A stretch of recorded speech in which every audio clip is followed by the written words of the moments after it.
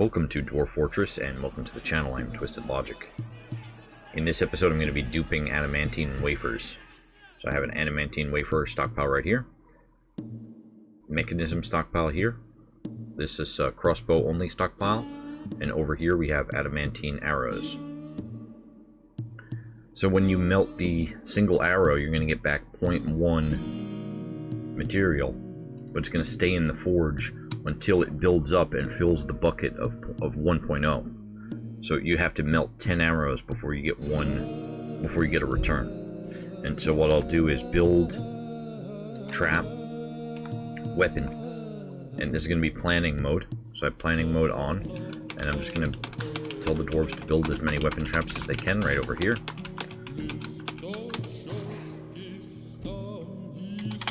If I need to, I'll move the traps down here to this area, because this is all an arrow stockpile with melt enabled, and it may be that these traps are a little too close to this stockpile here.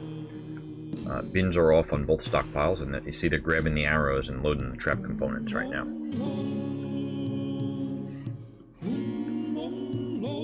Oh, it looks like they started putting the extras down here. Let's see. This is 22, a stack of 22 bolts, 23 bolts here, 24 bolt, 24 bolt, 23, 23. Okay, so maybe what I'll do is turn automelt off on this stockpile, and I'll have to manually designate. Okay, for purposes of science, I'm turning fast dwarf on. Okay, fast dwarf is now on, so we don't have to wait as long.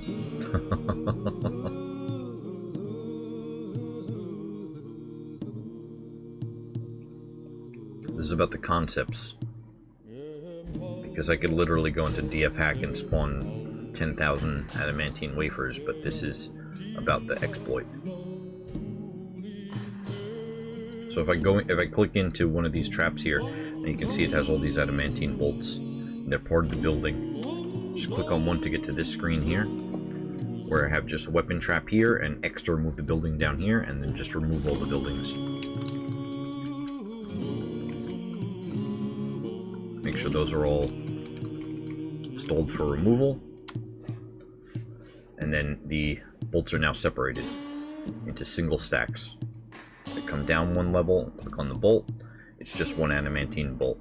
Now some of these at the top here, this is a stack of 12, stack of 13, 17. Okay, for every 10 bolts that I melt, I'm going to get one return back. So designations B for building item properties, M lowercase for melt, and then just box select it and unsuspend melt metal object. Melt metal object on repeat. And now the dwarves are taking them out of the stockpiles and melting them.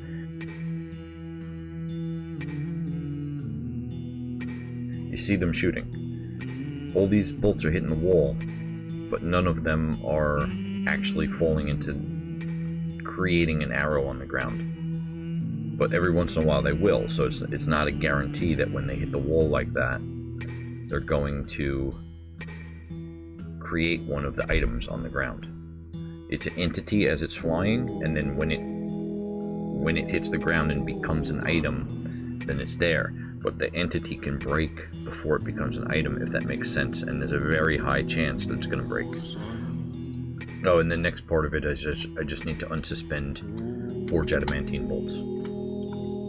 So now they're reforging bolts to melt more bolts, to forge more bolts.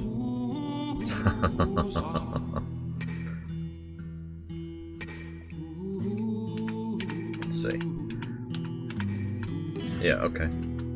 Oh, this one got a pick in there. So this one they put the pick in. You can section off the picks into their own stockpile and forbid them when you're doing this. But now we're just going to remove all the buildings. Okay. And now they're coming in and destroy the buildings. We get the arrows split into single bolts that we can then melt.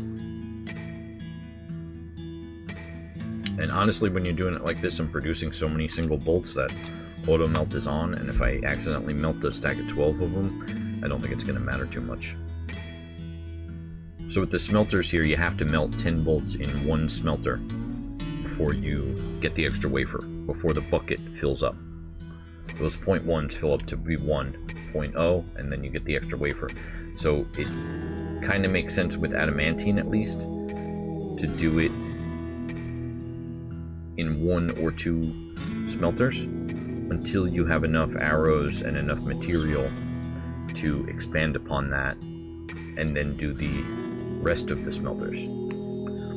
The problem is that if you don't have enough materials or things melting, then it's not going to work out that great, because you're going to have like 0.8 at this one, 0.6 in this one, 0.7 in this one, and then you're not going to have enough bars to make more. I'm just letting them melt everything right now, and I'll cut ahead with movie magic until everything's melted. Okay, they melted down all the arrows that were there, and I'll do another round now. Build, trap, weapon. Okay, planning mode is on. Okay, let's remove these buildings and see. Okay, those are all stalled for removal. Excellent.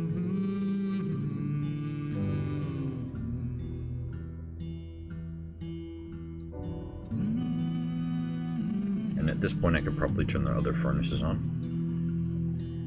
Oh, see, there's a lot of arrows here. It does take a significant amount of labor to do this, as far as each dwarf is concerned.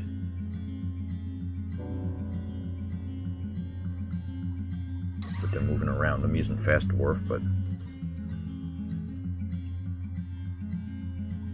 it's a lot of item hauling right there. Designations B for building an item, properties, M for melt, and just select everything there. Shift M on the axe right there. I want the axe melted. But the crossbows are made out of wood. Goblin cop crossbows. So we don't have to worry about melting those.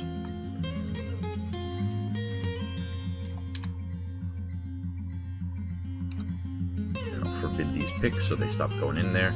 And then I can add melt metal object to the other smelters at this point, because I think I have enough materials to utilize all the smelters.